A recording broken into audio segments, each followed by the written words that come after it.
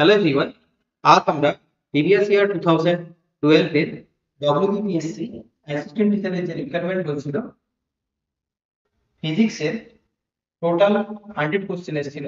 তার মধ্যে আমরা ফার্স্ট পার্টে 29 কোশ্চেন এখানে আলোচনা করব। ফার্স্ট কোশ্চেনে second law of thermodynamics concern with the velocity of conservation of momentum, transformation of linearity into one, conservation of chemicals, none of these. Second law of thermodynamics বলতে বোঝায় এটা হচ্ছে transformation of heat energy into work, অর্থাৎ option B. এবং second law of thermodynamics এর যে statement তোমরা পড়েছো, যেমন যে কেলভিন এবং হচ্ছে প্ল্যাঙ্ক এর স্টেটমেন্ট সিএসএস স্টেটমেন্ট থাকে, সেখানে বলা হয়েছে যে আমরা যতটা পরিমাণ হিট দিব তার কমপ্লিট কিন্তু ওয়ার্কটা পাবো, অর্থাৎ transformation of heat energy into work. এটাই হচ্ছে সেকেন্ড ল অফ থার্মোডাইনামিক্স এর অ্যাকচুয়াল স্টেটমেন্ট। এবং এর ফলে কিছু এনার্জি লস হয়, যে আমরা হিট এনার্জি দেই তার করসপন্ডিং কিন্তু আমরা কমপ্লিট ওয়ার্ক পাই না, তার ফলে কিছু এনার্জি লস হয় একটা সাইক্লিক প্রসেসে, এবং সেটার ফলে আমরা এনট্রপি পাই এবং ম্যাথমেটিক্যাল ফর্ম হয় এনট্রপি।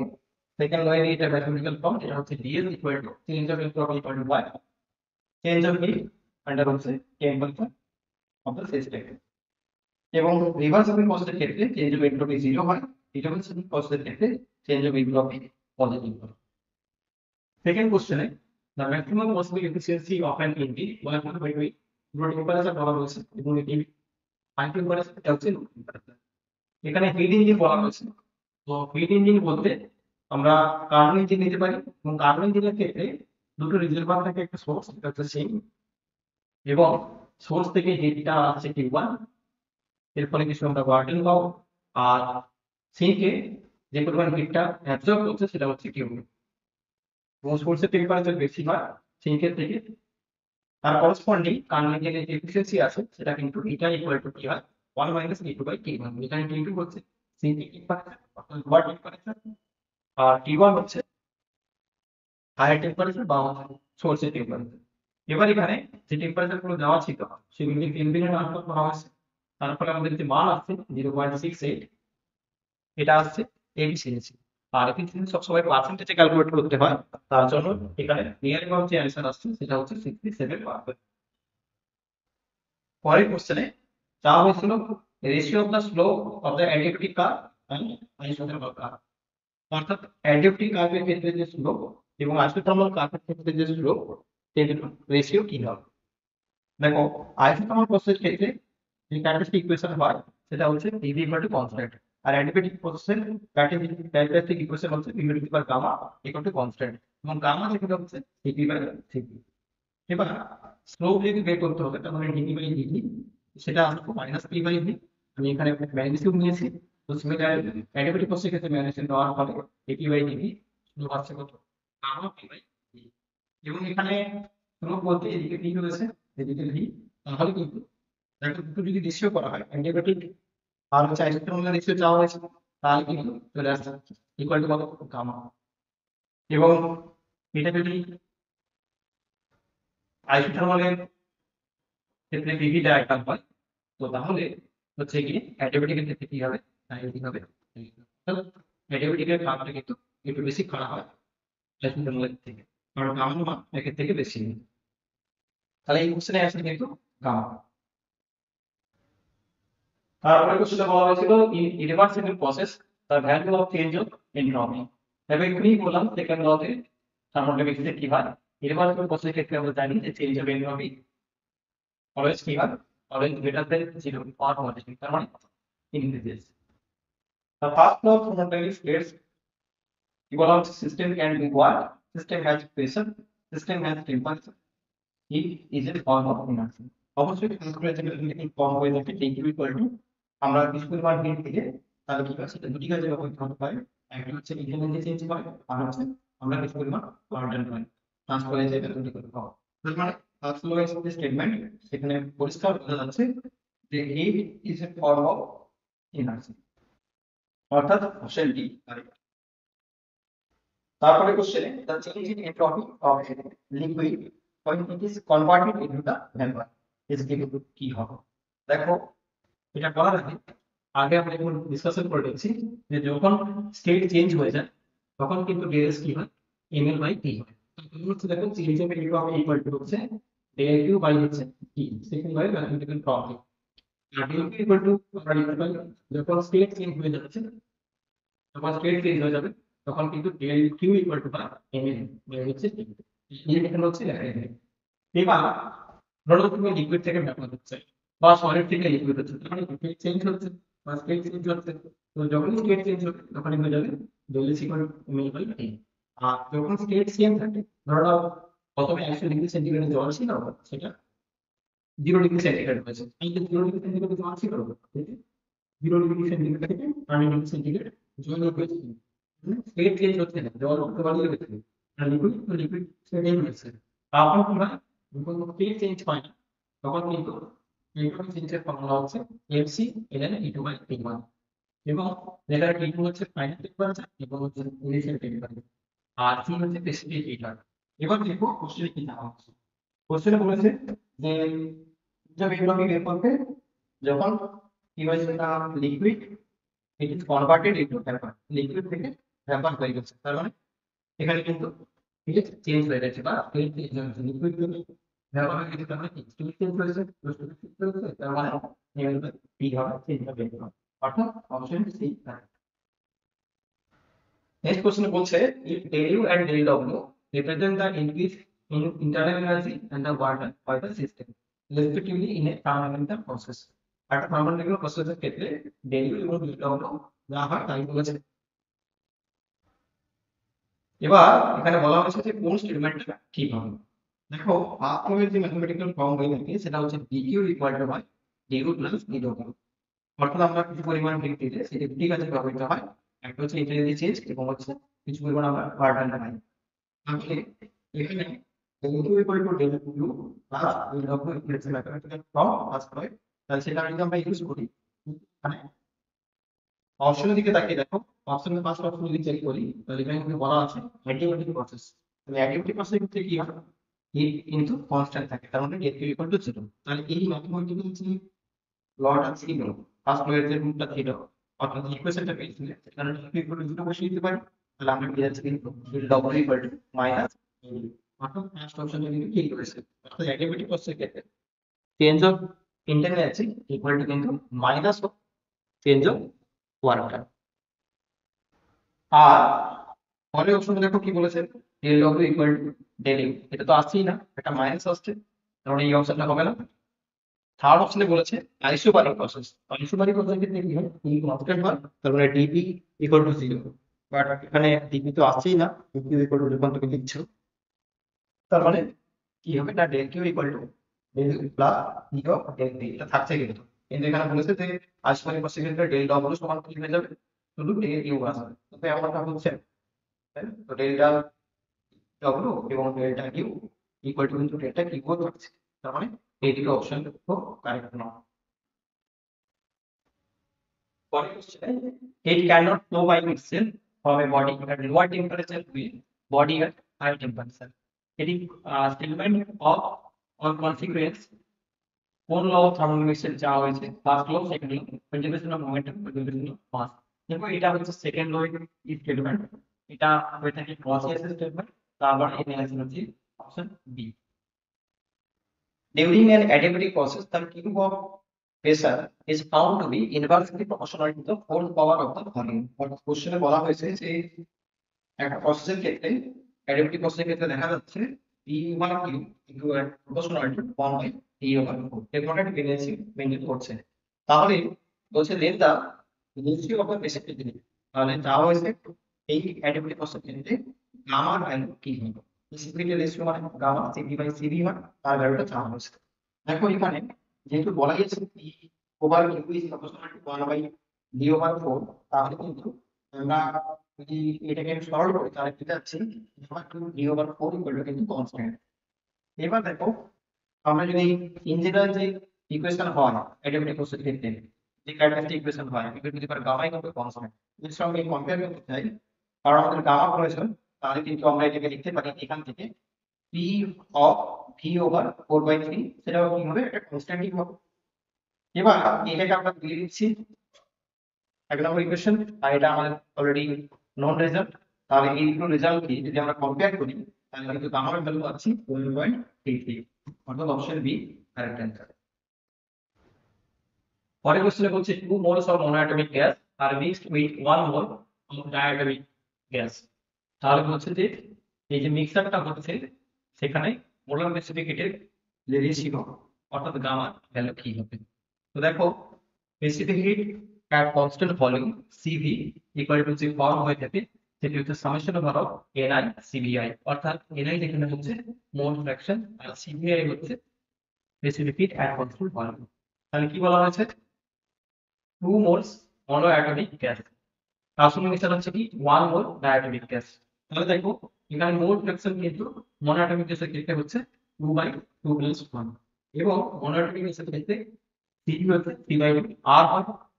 Cp সমান হচ্ছে F R/2 এবং ডিগ্রি অফ ফ্রিডম হচ্ছে মনোঅ্যাটমিক ক্ষেত্রে 3, তাহলে সেখান থেকে আসছে 3/2 R, এটি হচ্ছে Cp ফর মনোঅ্যাটমিক। এবার দেখো সিমিলারলি আমাদের কিন্তু বার করতে হবে মোল ফ্র্যাকশন কার না যখন ডায়াটমিক গ্যাস বলছো তাহলে কত মোল রয়েছে 1 মোল রয়েছে, তাহলে 1/2 + 1 তাহলে হয়ে যাচ্ছে এটা মোল ফ্র্যাকশন ফর ডায়াটমিক। সেকেন্ড থেকে আবার সিবি ডায়াটমিক ক্ষেত্রে কি হয় 5/2 বার, তো এটা ক্যালকুলেট করলে এইভাবে চলে আসছে সিবি ভ্যালু, মিক্সার থেকে হচ্ছে তার সিবি ভ্যালুটা আসছে। তো সিমিলারলি সিবি বের করতে গেলেও একই রকম হয়, সামেশন ওভার এনআই সিপিআই, এখানে এনআই হচ্ছে কি মোল ফ্র্যাকশন, তো সেটা বের করে নিতে হবে এবং তার সাথে এখানে কিন্তু সিপি ব্যবহার হবে এবং মনোঅ্যাটমিক ক্ষেত্রে সিপি কি হয় রিলেশন থেকে সিপি ইকুয়াল টু হয় সিবি প্লাস হচ্ছে আর 1 মোলের ক্ষেত্রে। তো এইভাবে ক্যালকুলেট করলে কিন্তু আমরা পেয়ে যাচ্ছি যে রেজাল্টটা সেটা হচ্ছে 1.54। আর এখানে একটা লক্ষ্য রাখা উচিত যেটা হচ্ছে এখানে কিন্তু 2 মোলস বলা ছিল, তো CP minus CV equal to কিন্তু হয় এনআর। তাহলে যদি মনোঅ্যাটমিক গ্যাস ধরি তাহলে কিন্তু CP equal two CV plus হচ্ছে এন এর মান হচ্ছে 2 মোল, তাহলে সিভি প্লাস হচ্ছে 2 আর এখানে ইউজ হবে, তাহলে কিন্তু আসছে 3/2 আর এটি হয় মনোঅ্যাটমিক গ্যাসের ক্ষেত্রে স্পেসিফিক হিট এট কনস্ট্যান্ট ভলিউম প্লাস হচ্ছে 2 বার। তার মানে এটা হয়ে যাচ্ছে এখানে 7 আর বাই হচ্ছে 7 আর/2।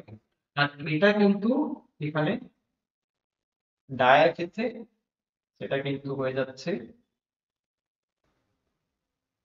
সিমিলারলি কি হবে ডায়ার ক্ষেত্রে, ওটা তো 1 মোল বলেছে, তো ওটা ঠিকই আছে 1 মোল ছিল ওখানে ডায়ার ক্ষেত্রে, তাহলে কিন্তু এটা একটু চেঞ্জ হবে, ক্যালকুলেশনটা তোমরা নিজেরা দেখে নিতে পারো। এখানে কিন্তু 2 মোল বলা আছে, তো 7/2 আর তাহলে এখানে হয়ে যাচ্ছে 2/3, 7/2 আর তাহলে হচ্ছে আর 7/2 আর that is equal to 7/3 আর প্লাস হচ্ছে 7r/6, আর এখানে আসছে 6 এবং এখানে তাহলে চলে আসছে 40 প্লাস 7 21/6 আর অর্থাৎ এটা দাঁড়াচ্ছে কার ভ্যালু যে এটা হচ্ছে সিপির ভ্যালু আর সিপির ভ্যালু কি এসলো 11/6 আর তাহলে এখানে কিন্তু দাঁড়িয়ে যাচ্ছে 21/6 প্লাস হচ্ছে 11/6, তার মানে এটা হচ্ছে 6 আর এখানে হচ্ছে 2, এখানে 3 এত আর আর এটা দাঁড়িয়ে যাচ্ছে তাহলে আচ্ছা এখানে 1 মোল ব্রেক করো, অর্থাৎ যা হয়ে থাকে তো সেভাবে করলে কিন্তু অ্যান্সার যেটা আছে সেটাই ঠিকই রয়েছে। তাও আমি একবার দেখে নিলাম বা ক্যালকুলেশনটা একবার দেখে নিলাম, বাট প্রসিডিউর যেটা হচ্ছে CP equal to summation over of NI CVI এবং CP equal to similarly summation over of NI CPU. তার মানে তোমাকে যেটা করতে হবে মোল ফ্র্যাকশন বের করতে হবে স্পেসিফিক গ্যাসগুলো সঙ্গে সিপি এবং সিপির ভ্যালু যা হয় সেটা ইউজ করতে হবে। কত আসছে এমনি ক্যালকুলেশন করে 1.54, তোমরা নিজেরা একবার ক্যালকুলেশন করে দেখো কি আসছে। পরের কোশ্চেনে বলা হয়েছে in reversible process the value of the change in entropy. তো রিভার্সিবল প্রসেসের ক্ষেত্রে আমরা জানি যে চেঞ্জ অফ এনট্রপি কত হয় সেমই থাকে অর্থাৎ 0। আর ইউনিভার্সাল প্রস্তুতির ক্ষেত্রে always positive. The ratio of the boil's temperature to the critical temperature of a real gas. Real gas বলতে আমরা এখানে ভার্নাল গ্যাস ইউজ করতে পারি। তো ভার্নাল গ্যাসের ক্ষেত্রে কি হয়, ভিডিওর গ্যাসের ক্ষেত্রে ওয়ান মোলের ক্ষেত্রে কি হয়, Pc equal to Tb, Pc equal to A by 27 V square, Tc equal to হয় A বাই 27 R। এগুলো হচ্ছে ক্রিটিক্যাল কনস্ট্যান্ট গুলো। এবার বয়েল টেম্পারেচার যেটা হয় সেটা হচ্ছে কি না, যে টেম্পারেচারে মূল এখানে পড়েছো তোমরা, ওই টেম্পারেচার সমান হয়ে থাকে A বাই হচ্ছে RB, এবং এটা একটা স্পেসিফিক টেম্পারেচার, এবং সেই টেম্পারেচারের যে ভ্যালুগুলো ভিডিও গ্যাসের ক্ষেত্রে A বাই RB এবং টিসির ভ্যালু হচ্ছে 80, তাই এগুলো রেশিও গুলো যেটা আছে 27/8, অর্থাৎ কারেক্ট অপশন হচ্ছে এখানে, সরি এখানে 27/8 অপশন ডি। এরপরে বলা হয়েছে which of the following cannot clearly in the state of a thermodynamic system. Thermodynamic system কে বুঝতে গেলে, অর্থাৎ থার্মোডাইনামিক কোন একটা স্টেট কে যদি বুঝতে হয় তাহলে কি আমাদের থার্মোডাইনামিক যে প্যারামিটার গুলো আছে তাদেরকে বুঝতে হবে, অর্থাৎ প্রেসার, ভলিউম, টেম্পারেচার, ইন্টারনাল এগুলোকে বুঝতে হবে। এবার একটা থার্মোডাইনামিক সিস্টেম তুমি বুঝতে চাইছো, তাহলে শুধুমাত্র প্রেসার বা টেম্পারেচার বুঝে গেলে হবে না, যেটা আমরা শুধুমাত্র প্রেসার বা টেম্পারেচার শুধু বুঝলে হবে না, বা শুধুমাত্র টেম্পারেচার কে বুঝলে হবে না, ঠিক আছে, বা শুধুমাত্র ভলিউম কে বুঝলে হবে না, মানে এই অপশন দিতে হবেই না। তার কারণ হচ্ছে দেখো, একটা থার্মোডাইনামিক স্টেট মানে বোঝায় না, থার্মোডাইনামিক প্যারামিটার গুলোকে বোঝায়, অর্থাৎ প্রেসার, ভলিউম, টেম্পারেচার এগুলোকে বোঝায়, বা দুটো, যে কোনো মিনিমাম দুটো প্যারামিটারকে বোঝায়, ঠিক আছে, বা থার্মোডাইনামিক স্টেটে ডিফাইন করতে গেলে মিনিমাম দুটো প্যারামিটারকে তোমাকে নিয়ে করতে হয়। কারণ এখানে বলা হয়েছিল কিন্তু যে which of the following cannot determine the state, thermodynamic সিস্টেমের ক্ষেত্রে স্টেট আকারে প্রকাশ করা যায় না। তো সেটি হচ্ছে যে কোনো একটাকে নিয়ে আমরা থার্মোডাইনামিক স্টেটকে ডিফাইন করতে পারি না। অপশন ডি এটা রাইট অপশন। এরপরে একটা গ্যাসের ইকুয়েশন দেওয়া রয়েছে, তো সেখানে বলা আছে এবিসি আর কনস্ট্যান্ট, আর এখানে বলা হচ্ছে the isotherms can be represented P equal to AB over M minus B V over N, এবং এখানে AB হচ্ছে depend only on the temperature, দিয়ে M আর N এর ভ্যালুগুলো দেওয়া হয়েছে। দেখো এখানে ইকুয়েশন দেওয়া ছিল, সেখান থেকে P আমরা বের করে দিতে পারি। এরপরে এখানে কিন্তু আইসোথার্ম বলেছে, মানে P equal to constant, তাহলে কিন্তু দাঁড়িয়ে যাচ্ছে দেখো এই যে ইকুয়েশনটা, এটা কিন্তু P যেহেতু কনস্ট্যান্ট হয়ে যাচ্ছে, তার মানে উপরের টার্মটা পুরোটাই কনস্ট্যান্ট, তার মানে এটা আমরা লিখতে পারি কনস্ট্যান্ট ইনটু হচ্ছে ভি, যেটা পাওয়ারে সি, নিচে সি, সেটাকে আমরা উপরে লিখলে ভি ওভার মাইনাস সি, আর এখানে হচ্ছে বেরোলে ভি কনস্ট্যান্ট, আমরা উপরে আমরা পুরোটাই কনস্ট্যান্ট, তাহলে ভি নিচে লিখে সেটাকে উপরে নিয়ে গেলে ভি ইনভার্স হয়ে যাচ্ছে। এবার দেখো কোশ্চেনে কিন্তু আইসোথার্মটা ফর্ম দেওয়া আছে, কি দেওয়া আছে, P equal to A V over N minus P V over N, তাহলে এইটা আমরা পাচ্ছি যে ইকুয়েশনটা দেওয়া ছিল গেছে, আর এটি দেওয়া আছে, তাহলে এই দুটো কম্পেয়ার করতে আমরা পেয়ে যাচ্ছি এর ভ্যালু হচ্ছে মাইনাস থ্রি, এর ভ্যালু হচ্ছে -1, অর্থাৎ অপশন এ তে কিন্তু এটা রয়েছে। তারপরে কোশ্চেনে the expression for the critical coefficient in terms of the critical pressure, critical volume and critical temperature। আচ্ছা দেখো এখানে বলা হচ্ছে ক্রিটিক্যাল কোএফিসিয়েন্ট কি হয়, তো ভিডিও গ্যাসের ক্ষেত্রে ক্রিটিক্যাল ভলিউম হয় এবি, ক্রিটিক্যাল প্রেসার হয় A বাই 27 স্কয়ার, আর ক্রিটিক্যাল টেম্পারেচার হয় A বাই 27 R, আর ক্রিটিক্যাল কোএফিসিয়েন্ট যেটা হয়ে থাকে সেটা হচ্ছে এইটা, এটা ইকুয়াল টু হয়ে থাকে আর পিসি বাই পিসি ভিসি। তো সেখান থেকে ক্যালকুলেট করে যেটা আসছে সেটি হচ্ছে 8/3, বাট এখানে শুধুমাত্র পিসি ভিসি পিসি এরকম ফর্মে লিখতে বলেছে, তাহলে কিন্তু এটা কোএফিসিয়েন্ট, ক্রিটিক্যাল কোএফিসিয়েন্ট যেটা হচ্ছে ভিডিও গ্যাসের ক্ষেত্রে আর পিসি বাই পিসি ভিসি, অর্থাৎ অপশন সি তে ঠিক রয়েছে। তারপরে বলা হয়েছিল the dimension of viscosity, viscosity dimension. দেখো আমরা ডার্ক ফোর্সের ইকুয়েশন জানি, ফোর্স ইকুয়াল টু হয়ে থাকে 4 পাই ইটা আর ভি, যেখানে ইটা হচ্ছে কোএফিসিয়েন্ট অফ ভিসকোসিটি, আর হচ্ছে রেডিয়াস, ভি হচ্ছে ভেলোসিটি। তাহলে আমরা ইটার ডাইমেনশন চাইছি, তাহলে ইটাটাকে লিখে ফেলতে পারি। এবার দেখো ফোর্সের ডাইমেনশন হচ্ছে এম এর ×10⁻², আর 6 পাই এটা কনস্ট্যান্ট, ওটা লেখার প্রয়োজন নেই। তো ডাইমেনশন কার নেবে পরে, আর এর ডাইমেনশন নাও, আর এর ডাইমেনশন মানে ডিসটেন্স মানে লেন্থ, আর ভেলোসিটি ডাইমেনশন হচ্ছে এল ই ওভার -1। তো এখান থেকে ক্যালকুলেশন করে যেটা আসছে M L over -1 E over -1, অর্থাৎ অপশন সি। তারপরে বলছে যে particle is executing two different simple harmonic motion is mutually perpendicular of different amplitude and having the phase difference কত বলছে পাই বাই 2 তাহলে বলছে পাথ হলো আগাটি কেমন হবে। তো দেখো বললাম যে x বরাবর যে হচ্ছে ইনফ্রারেড মোশনটা করছে সেটা হচ্ছে a sin omega t, y বরাবর যেটা করছে সেটা হচ্ছে কি b sin omega t plus pi by, কারণ এখানে বলাই আছে মিউচুয়ালি পারপেন্ডিকুলার এবং ফেজ ডিফারেন্স বলা আছে পাই বাই, কিন্তু এটা বলা আছে যে অ্যামপ্লিটিউড কিন্তু দুজনের কিন্তু ডিফারেন্ট, অর্থাৎ আমরা এখানে বলতে পারি ইয়ার ই হচ্ছে এক্স আর ওয়াই বরাবর অ্যামপ্লিটিউড। এবার B sine omega T plus pi by 2 কে আমরা লিখতে পারি cos ওমেগা টি। তাহলে দেখো y বাই বি যদি করি, যেমন আমরা এখানে করার প্রসিডিউর যে হচ্ছে সেটা হচ্ছে কি প্রথমে টাইম যেটা সেটা কি করতে হয়, ইনলেট করতে হয়, আমরা ইকুয়েশন বের করব, পার্টিকেলটা যেভাবে মুভ করছে তার ইকুয়েশনটা বের করতে পারি। তাহলে এখানে y বাই b ইকুয়াল হচ্ছে কত cos ওমেগা টি, আর এখানে যেটা আমরা বলেছিলাম x equal to a sin omega t, এখানে থেকে পেয়ে যাচ্ছে x by a equal to sin omega t. এবার দেখো x square by a square plus y square by b square বলতে আনসার sin স্কয়ার ওমেগা টি প্লাস cos ওমেগা টি, তাহলে কিন্তু আমরা পেয়ে যাচ্ছি ইকুয়েশন পার্টিকেলটা যে পাথে মুভ করছে তো তার হচ্ছে কি ইকুয়েশন পাচ্ছি কেমন, এটা কিন্তু ইলিপসের ইকুয়েশন ডিফাইন করছে, তাহলে পাথ কেমন পার্টিকেলটা ইলিপ্টিক্যাল।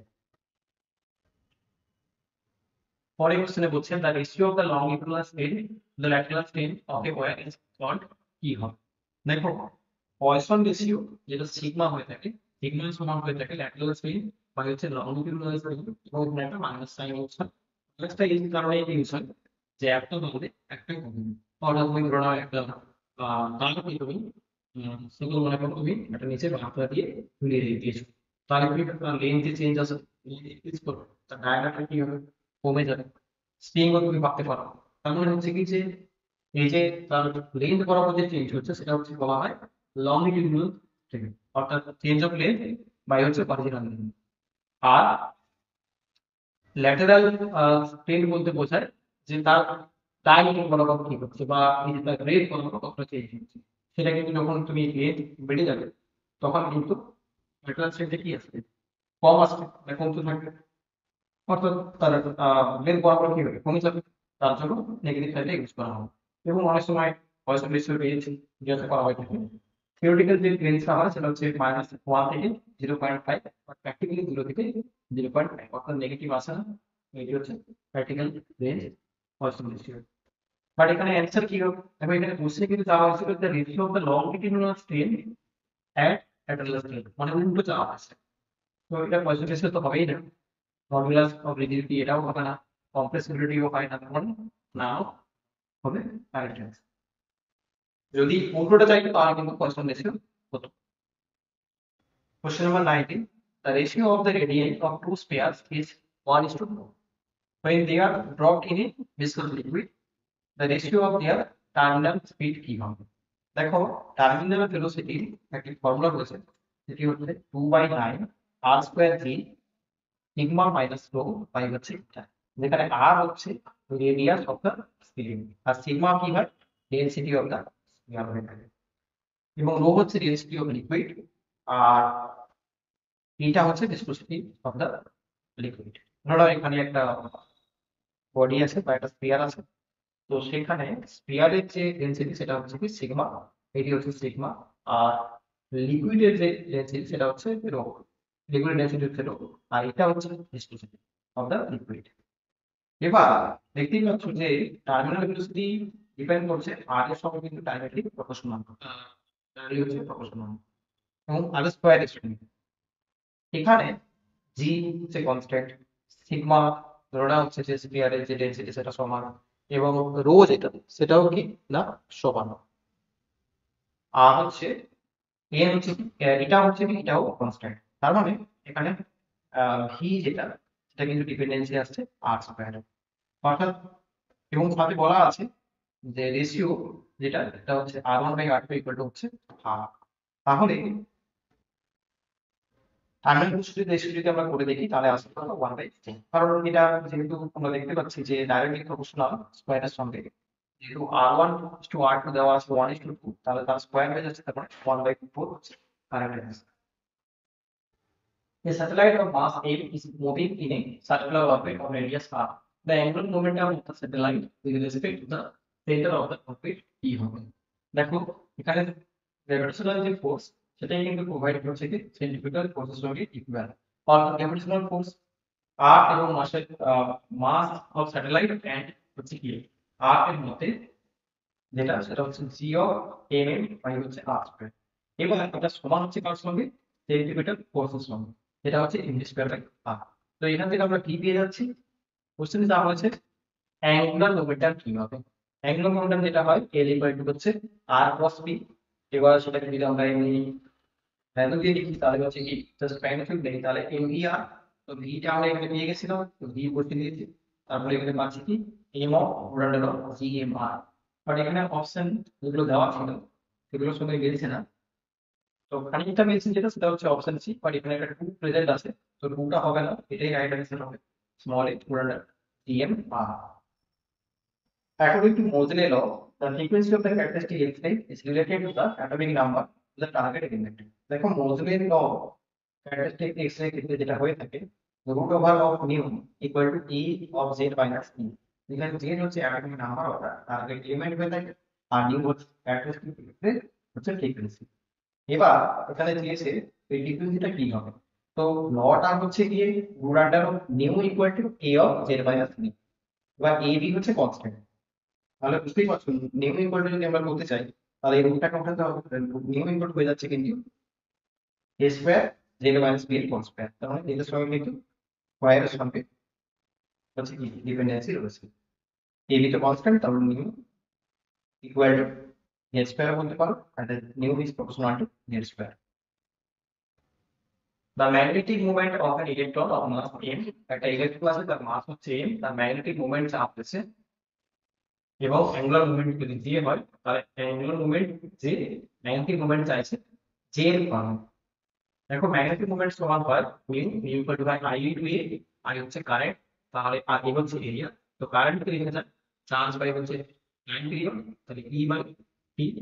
এবার টি ইকুয়াল টু লেখা যায় 2 by R by V. Area হচ্ছে একটা সেভ আসছে মানে এটা তো পাই আর স্কয়ার লিখলে কিন্তু এখানে বসে দিলাম ভি এর value 2 by R by V আর এরিয়া হচ্ছে পাই আর স্কয়ার। তাহলে আমাদের আসছে কি mu equal to EV R by কোশ্চেনে অ্যান্সার চাইছি যেটা সেটা হচ্ছে মিউ এক্সপ্রেস করতে বলেছে জে এর ফর্মে। জে মানে হচ্ছে অ্যাঙ্গুলার মোমেন্টাম, আর অ্যাঙ্গুলার মোমেন্টাম কত হয় এম ভি আর এর সঙ্গে সমান হবে। এবার তাহলে আমাদের দেখতেই পাচ্ছ এখানে এম ভি, তার উপর নিচে একটা এম ভি মাল্টিপ্লাই করলাম, এখানে কি হলো ই বাই ভি থাকলো, আর এখানে কিন্তু একটা এম ভি এর চলে গেল। তাহলে এম ভি এর মানে হচ্ছে যে তাহলে ম্যাগনেটিক মোমেন্ট ইকুয়াল টু হচ্ছে E by V into J, অর্থাৎ ম্যাগনেটিক মোমেন্ট জে এর মানে হচ্ছে অপশন বি তে যেটা রয়েছে। PN junction having deflection layers of the thickness বলা আছে 10 over minus 6 meter, potential across it is 0.1 volt। এটা দেওয়া হয়েছে, দেওয়া হয়েছে ইলেকট্রিক ফিল্ড। দেখো ইলেকট্রিক ফিল্ড এবং পোটেনশিয়ালের মধ্যে যে সম্পর্ক হয়ে থাকে এই সমান হচ্ছে ভি বাই টি। এবার এখানে যে ভোল্টেজটা দেওয়া ছিল সেটা হচ্ছে 0.1 ভোল্ট আর ডিসটেন্স দেওয়া ছিল 10 over minus 6 মিটার। তাহলে এটা ক্যালকুলেট করলে যেটা আছে 10 over 5 ভোল্ট মিটার, অর্থাৎ অপশন সি তে এটি কিন্তু right answer. Question number 24. A body is dropped from the certain height is after the third inverted it rises to a height of h5। আচ্ছা দেখো এখানে প্রশ্ন কি বলছে, এখানে খুব সুন্দর প্রশ্ন এটা। তো প্রথমে এই সাইড থেকে ড্রপ করা হচ্ছে বডিটা, তো তারপরে কি হচ্ছে থার্ড ডিভাইডেড সেই কিন্তু ফাইভটা যে উঠেছে এটা হচ্ছে ফার্স্ট বাউন্স হয়ে এখানে উঠেছে, সেকেন্ড বাউন্স হয়েছে এতটা উঠেছে, থার্ড বাউন্স হয়ে এতটা উঠেছে। তাহলে এই যে ভ্যালুটা এইচ থ্রি এর ভ্যালুটা কোশ্চেনে দেওয়া হয়েছে কত, এইচ থ্রি ইকুয়াল টু হচ্ছে এইচ বাই টু পাওয়া যাচ্ছে। ধরে এটা হচ্ছে তোমার কন্ডিশন। এবার দেখো ই যেটা হয় কোএফিসিয়েন্ট অফ রেস্টিটিউশন এখানে যা হচ্ছে এবং এটি হয় coefficient of restitution equal to কত over H prime by H prime হচ্ছে বাউন্স করে কতটা উঠেছে আর কতটা হাইট থেকে কতটা পড়েছিল, অর্থাৎ এইচ প্রাইম হচ্ছে বাউন্স ব্যাক আর এইচ হচ্ছে বডিটা ড্রপ করা হচ্ছে এখান থেকে এই হাইটটা। তারপরে দেখো এখানে এইচ প্রাইম যদি লিখতে চাই তাহলে কিন্তু হচ্ছে টি স্কয়ার অর্থাৎ ফার্স্ট বাউন্সে যদি আমরা ধরে নিই যে সেটা h1 উঠেছে, তাহলে h1 স্কয়ার ইনটু h এখান থেকে h থেকে ডট করা হচ্ছে, ফার্স্ট বাউন্স আছে স্কয়ার ইনটু h। তো সিমিলারলি h2 যেটা সেকেন্ড বাউন্স হচ্ছে, সেখানে তাহলে কি হবে স্কয়ার ইনটু আগে যেখান থেকে ডট হয়েছে, তার মানে h1 ডট হয়েছে, h2 তাহলে এখান থেকে ডট হচ্ছে তো h1, তাহলে স্কয়ার অফ h1। আমাদের h1 এর ভ্যালু আমরা পেয়েছি স্কয়ার h, তাহলে এরপরে আমরা পাচ্ছি কত e ওভার 4h। সিমিলারলি পার বাউন্স কে আমরা যদি h3 বলি, তাহলে সেটা কিন্তু হবে স্কয়ার ইনটু h2, h2 এর ভ্যালু পেয়েছিলাম e ওভার 4h, আমরা পাচ্ছি e over 6h equal to হচ্ছে পার বাউন্সের যে হাইটটা। এবার কোশ্চেন বলেছে এইটিরই ভ্যালু হচ্ছে কত h বাই, তাহলে সেখান থেকে আমরা ইংলিশ মান পেয়ে যাচ্ছি 1/2 ওভার 1/6, অর্থাৎ কোএফিসিয়েন্ট অফ ডিস্ট্রিবিউশন হচ্ছে অপশন বি তে যেটা হয়েছে। Question number 25, the integral displacement of A particle is given. একটা পার্টিকেলের পজিশন দেওয়া রয়েছে বা ডিসপ্লেসমেন্ট দেওয়া রয়েছে, the force acting on the particle charge আছে, এবং বলা হয়েছে যে ফোর্সটা হচ্ছে কি টাইমের সাপেক্ষে কেমন হচ্ছে ডিপেন্ডেন্সি আছে, অবশ্যই মানে টি আর। দেখো এখানে তাহলে ফোর্স ইকুয়াল টু আমরা জানি মাস ইনটু অ্যাক্সিলারেশন, তাহলে যে এক্স টা দেওয়া হয়েছে ডিসপ্লেসমেন্টটা তাকে আমরা টাইমের সাপেক্ষে তাহলে পেয়ে যাচ্ছি ভেলোসিটি, তাকে আরেকবার ডেরিভেটিভ করে আমরা পেয়ে যাচ্ছি অ্যাক্সিলারেশন। তো এটা বসিয়ে দেওয়ার ফলে যে ডিপেন্ডেন্সি আছে সেটা হচ্ছে F proportional to T over minus R, অর্থাৎ ফোর্সের সঙ্গে টাইমের যে প্রপোর্শনালিটি সেটা কিন্তু অপশন ডি তে যেটা রয়েছে এটি হচ্ছে